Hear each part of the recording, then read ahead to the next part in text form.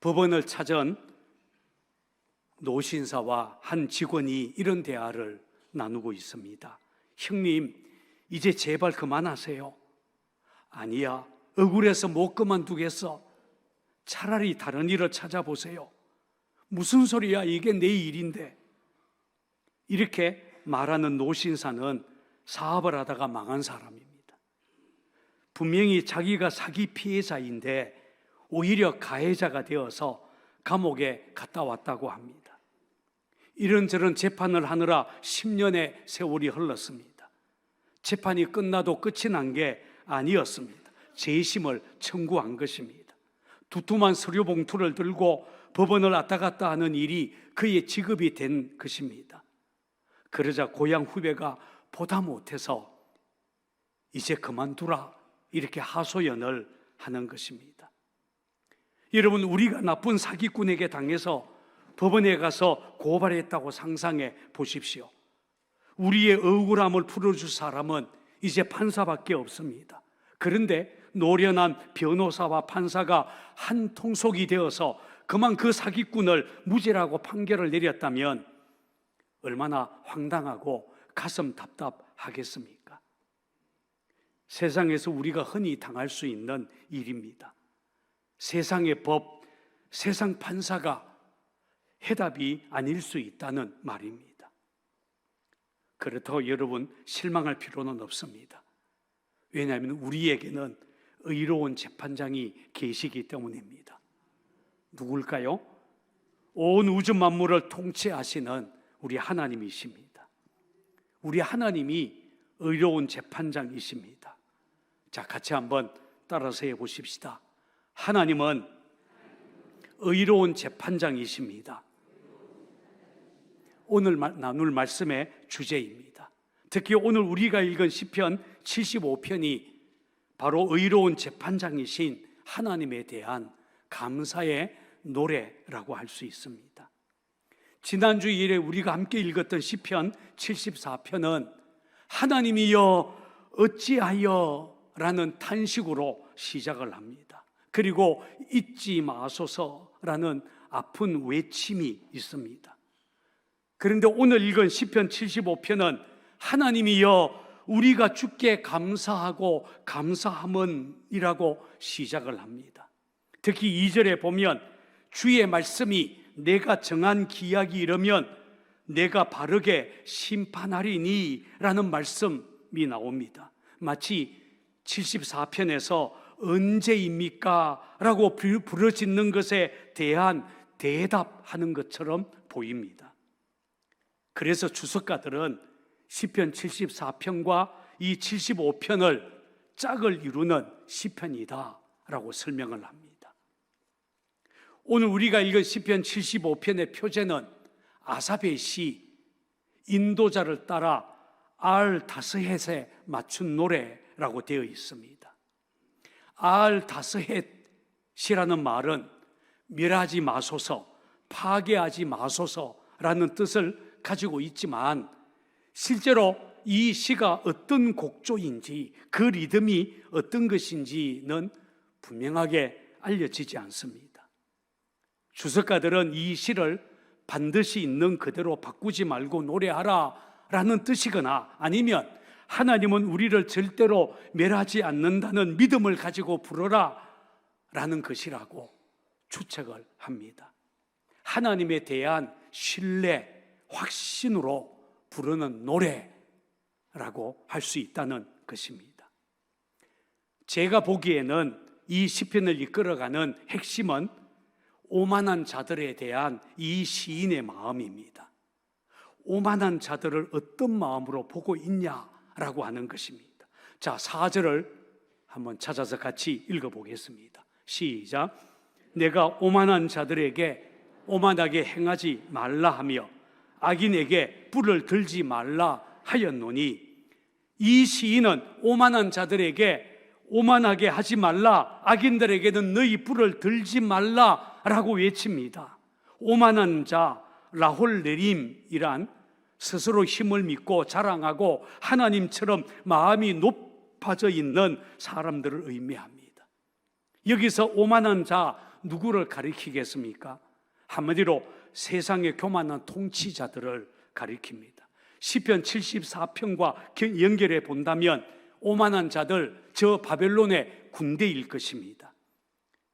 이렇게 시편 74편과 연결하지 않더라도 이 땅에는 오만한 자들 참으로 많습니다. 자기가 가지고 있는 돈만 믿고, 권력을 믿고, 학식을 믿고, 그 힘을 자랑하면서 또 그 힘으로 가난하고 약한 자들을 못 살게 구는 그런 나쁜 사람들 얼마나 많은지 모릅니다. 이런 오만한 자들로 인해 세상은 점점 더 악해져 가고 있습니다. 이런 악한 세상에서 우리가 낙담하거나 믿음을 잃어버리기 쉽습니다.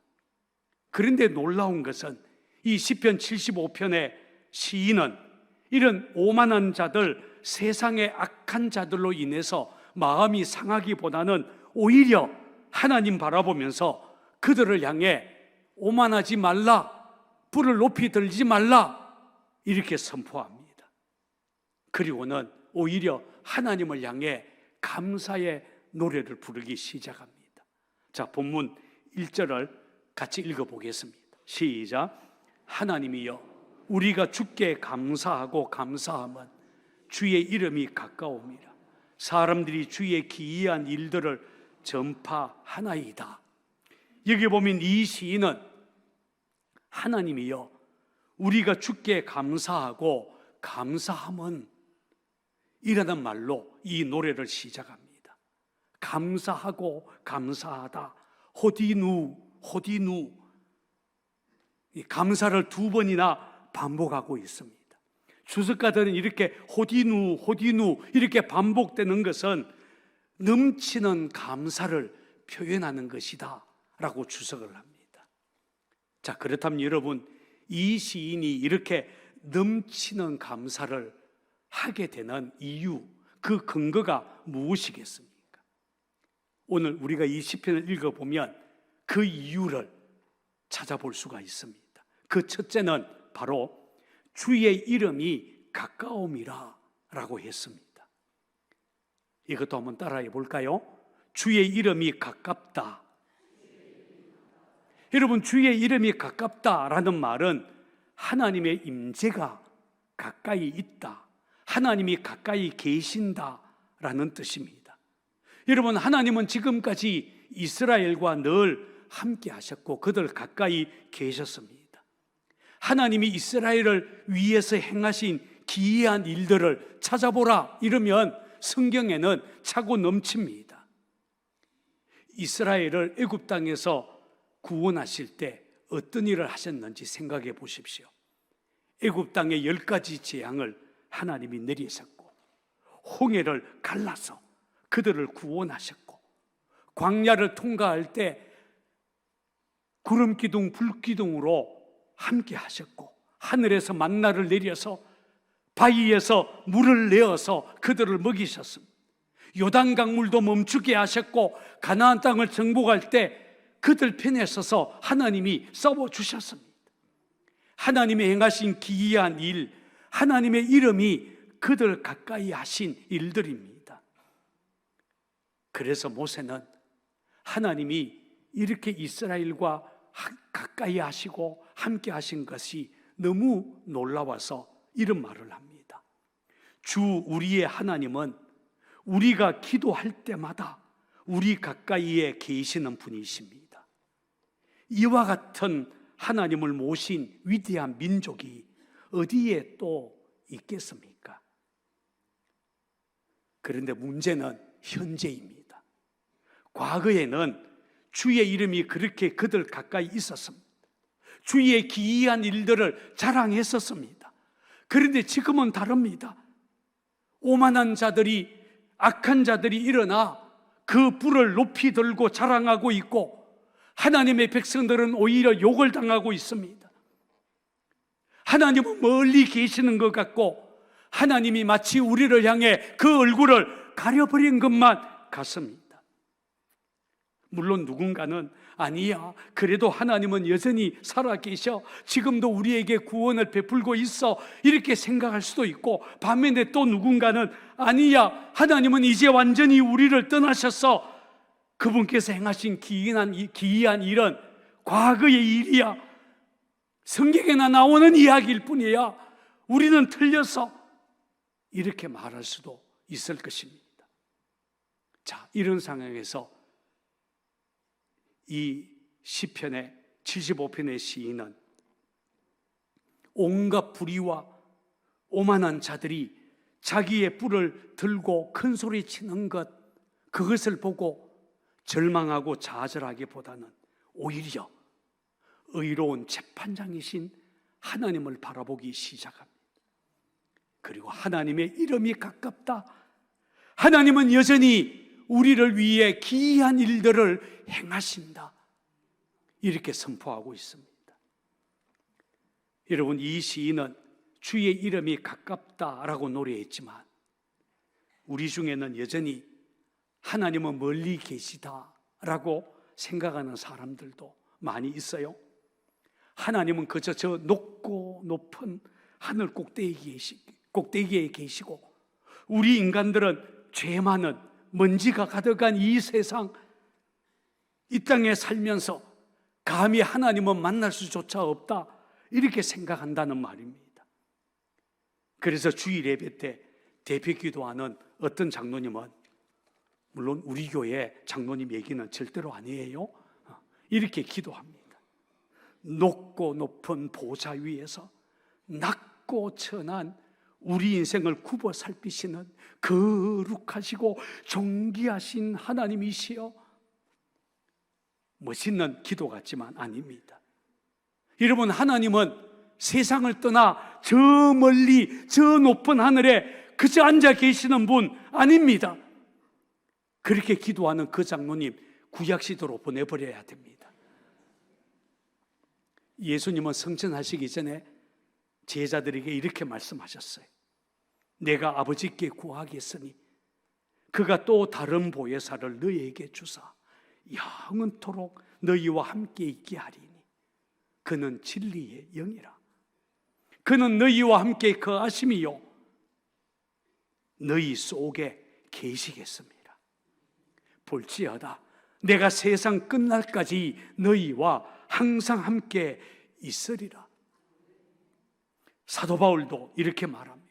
너희는 너희가 하나님의 성전인 것과 하나님의 성령이 너희 안에 계시는 것 알지 못하느냐? 무슨 말입니까? 지금 시편 75편의 이 시인은 주의 이름이 가까움이라 이 정도 말했지만 신약 성경은 그 정도가 아니라 아예 주님이 우리 안에 오셨다, 영원히 우리와 함께 하신다, 이렇게 말씀한다는 것입니다. 놀랍지 않습니까? 그러니 우리는 이 시인처럼 감사하고 감사하다 이렇게 노래해야 당연하지 않겠습니까?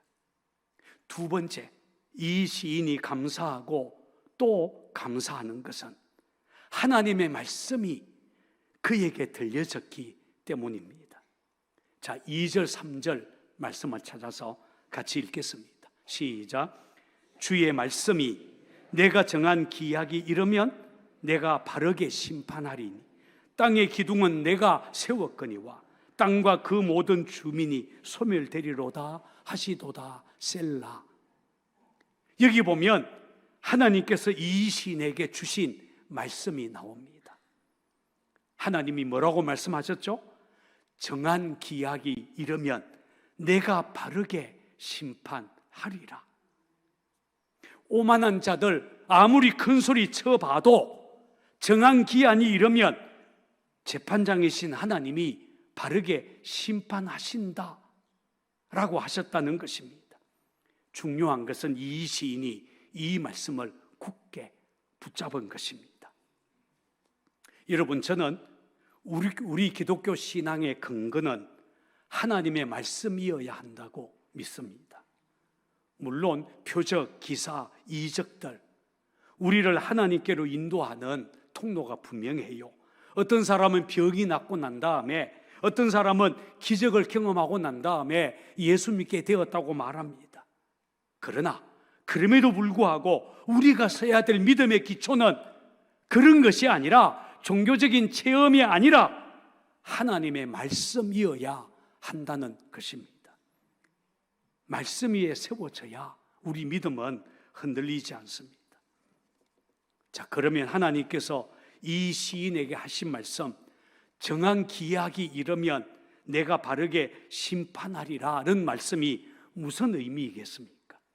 여기서 정한 기약이라는 말은 히브리어로 모에드라고 합니다. 시편 74편에서는 똑같은 말, 이 모에드가 성전, 회당이라는 말로 번역이 되었습니다. 하나님께서 예배하라고 정해놓은 장소, 모에드, 성전입니다. 그것처럼 하나님이 정해놓은 시간이 모에드입니다. 하나님이 정해놓은 시간이 있다, 정한 장소가 있다, 그런 뜻입니다. 그 정한 시간이 되면 하나님은 저 오만한 자들 바르게 심판하신다라는 말입니다. 3절은 더 분명하게 이렇게 말씀합니다. 3절 앞에서 읽었습니다만, 땅의 기둥은 내가 세웠거니와 땅과 그 모든 주민이 소멸되리라 하시도다 셀라라는 말씀이죠. 이 말씀을 새 번역은 이렇게 번역을 합니다. 땅이 진동하고 거기에 사는 사람들이 흔들리고 비틀거릴 때에 땅의 기둥을 견고하게 붙잡는 자는 바로 나다, 셀라. 무슨 말입니까? 오만한 자들, 악한 통치자들로 인해서 세상의 도덕적인 질서가 무너져 버리는 것 같고, 악인들이 득세하는 것 같고, 착한 사람들은 세상에서 멸시당하는 것 같아도, 그런 상황에서도 세상을 굳게 붙들고 계시는 분이 계시는데, 그분이 바로 우리 하나님이시다라는 것입니다. 그래서 셀라, 잠시 멈추어서 봐라. 그리고 이 세상이 흔들리고 악한 자들이 득세하는 것처럼 보여도 세상 붙들고 계시는 하나님이 살아계시다는 것 묵상해 봐라. 오늘 시인은 그렇게 말합니다. 사실 살아가다 보면 우리 인생이 송두리째 흔들릴 때가 얼마나 많이 있습니까? 흔들리지 않으려고 해도 세상이 우리를 가만히 두지 않습니다. 감당하기 어려운 시험, 힘든 일, 질병, 사고, 재난, 사람들이 우리를 향해 하는 부정적인 말, 이런 것들이 우리의 마음을 흔들어 놓습니다. 그러나 진짜 믿음의 사람은 그런 것에 흔들리지 않죠. 이 시인이 그랬습니다. 세상이 뭐라고 하든 오만한 자, 악한 자들을 향해 오만하게 행하지 말라, 네 뿔을 들지 말라라고 말할 수 있었습니다. 그것은 하나님의 말씀이 분명하게 그에게 들려왔기 때문입니다. 하나님의 말씀을 붙잡았기 때문입니다. 청파교회 김기성 목사님이 쓴 책 고백의 언어들이라는 책에 보면, 과거 통일 부총리를 지내고 대한적십자사 총재를 지냈던 한항선 박사가 자기 삶의 경험을 들려준 이야기 한 토막이 거기에 나옵니다. 1980년 5월 18일 민주화 운동이 일어났을 때 진보적인 지식인이었던 한한상 박사는 남산중앙정보부 조사실로 끌려갔다고 합니다. 그는 서울대학 교수라는 직함 덕분이었던지 잠을 재우지 않는 고문을 당하기는 했지만 물리적인 폭력을 당하지는 않았다고 하죠.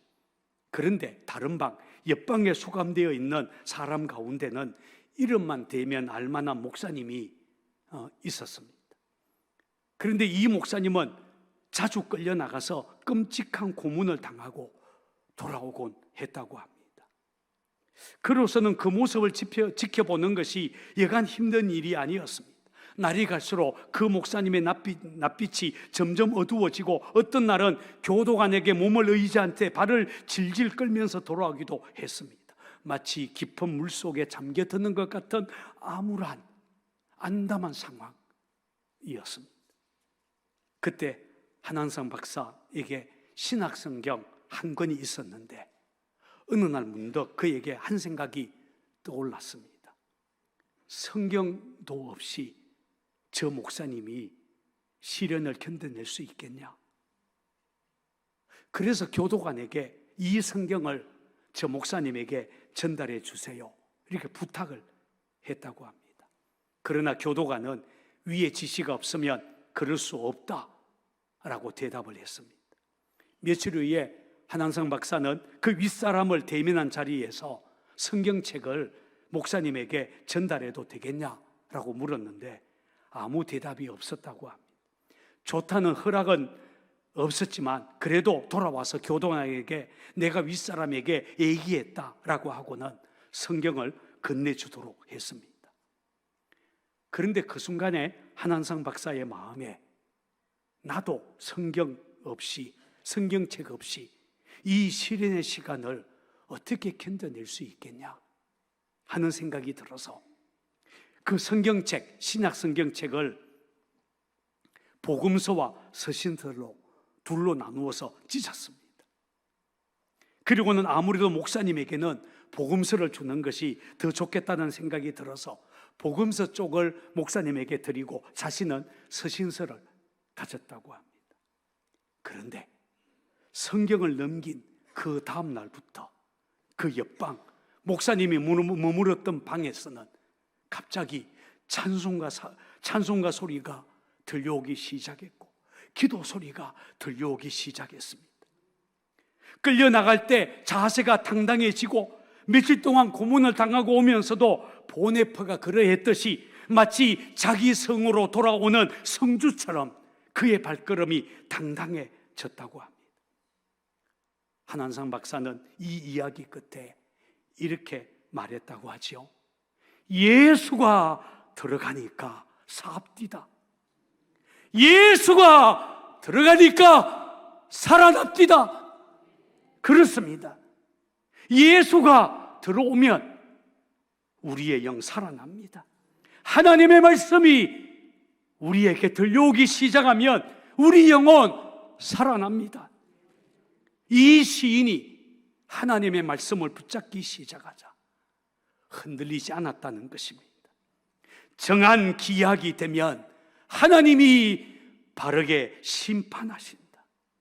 땅이 요동하고 거기 사는 사람들이 흔들리고 비틀거릴지라도 땅의 기둥을 견고하게 세우는 분, 우리 하나님이시다. 여러분, 이 시인의 마음에 이 믿음이 확고해졌다는 말입니다.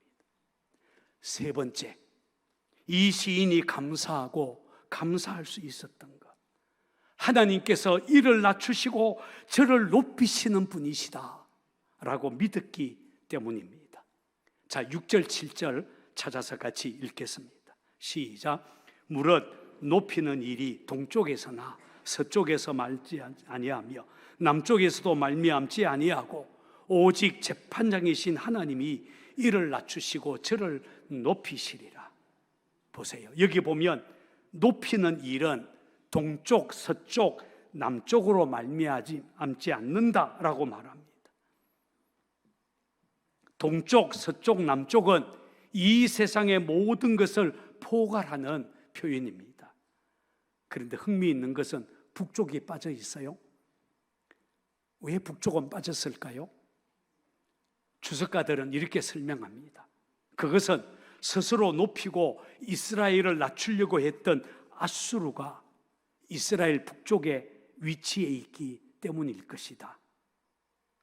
그래서 시인은 의도적으로 북쪽을 생략함으로써 북쪽 아수르 역시 스스로 자기를 높이고 이스라엘을 낮출 수 있는 권세를 가진 것이 결코 아니다 라는 것을 이 구절을 통해 암시하고 있다. 주석가들은 그렇게 설명합니다. 그렇다면 여러분, 누가 사람을 낮추고 높이실까요?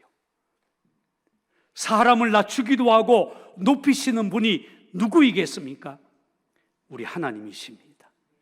해가 뜨는 동쪽에서부터 해가 지는 서쪽까지, 모든 산들부터 낮은 골짜기까지, 푸르른 들판부터 광활한 광야까지, 이 세상의 모든 곳에서 높아짐의 발언은 사람에게서 나오지 않는다는 것입니다.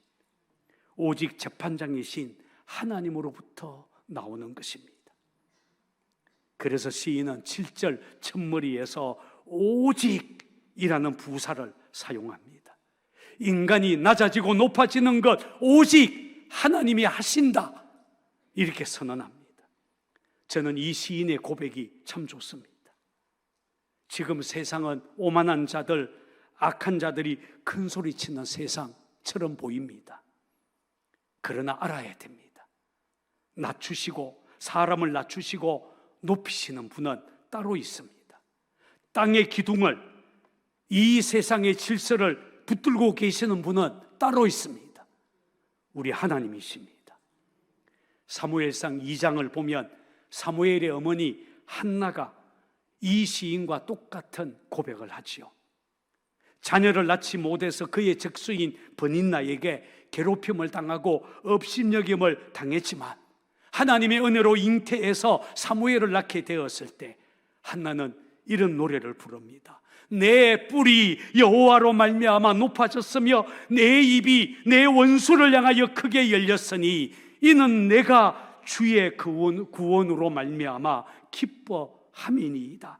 여호와는 죽이기도 하시고 살리기도 하시며 가난하게도 하시고 부하게도 하시며 낮추기도 하시고 높이기도 하시도다. 여호와를 대적하는 자는 산산이 깨어질 것이라. 여러분, 사무엘 왕에게 쫓기던 다윗 어떻게 되었습니까?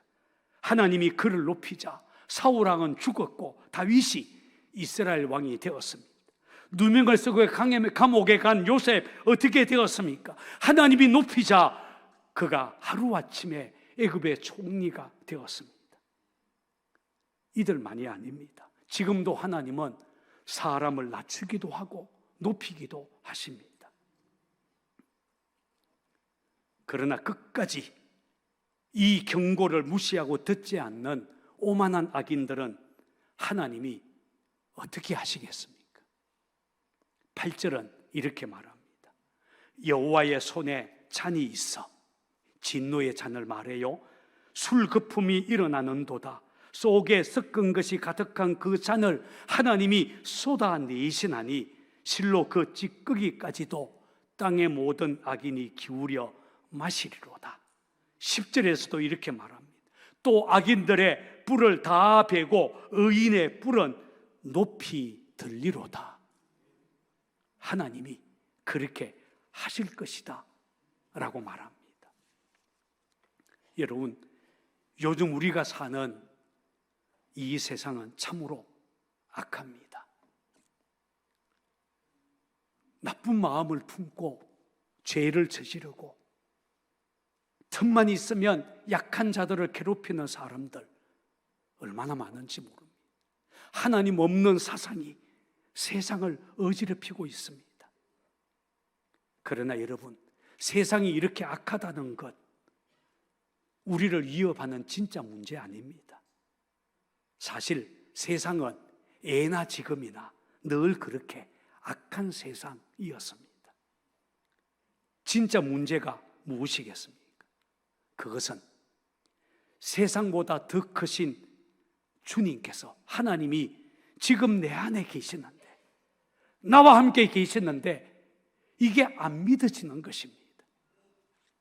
하나님은 안 보이고 세상만 보이는 것, 이 세상의 악함에 눌려서 우리가 찬송도 못하고 우리가 감사도 못하고 있다는 것, 이것이야말로 진짜 우리의 문제입니다.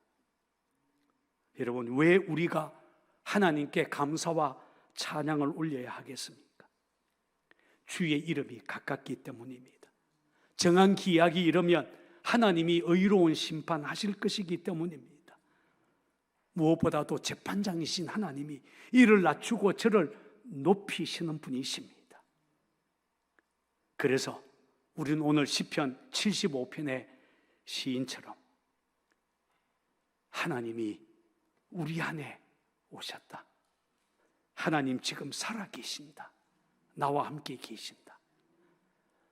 이 믿음 굳게 붙잡고 당당하게 우리의 길 믿음으로 걸어가게 되기를 바랍니다. 매일 감사 노트를 써보셔요. 보이지 않던 하나님 보일 것입니다. 매일 새벽을 깨워보세요. 감사와 찬양이 우리의 영혼에서 터져나오게 될 것입니다. 저는 우리 상곡교회 성도들이 감사하고 감사합니다, 이 시인의 고백처럼 당당하게 감사와 믿음으로 살아나가는 저와 여러분이 되기를 바랍니다.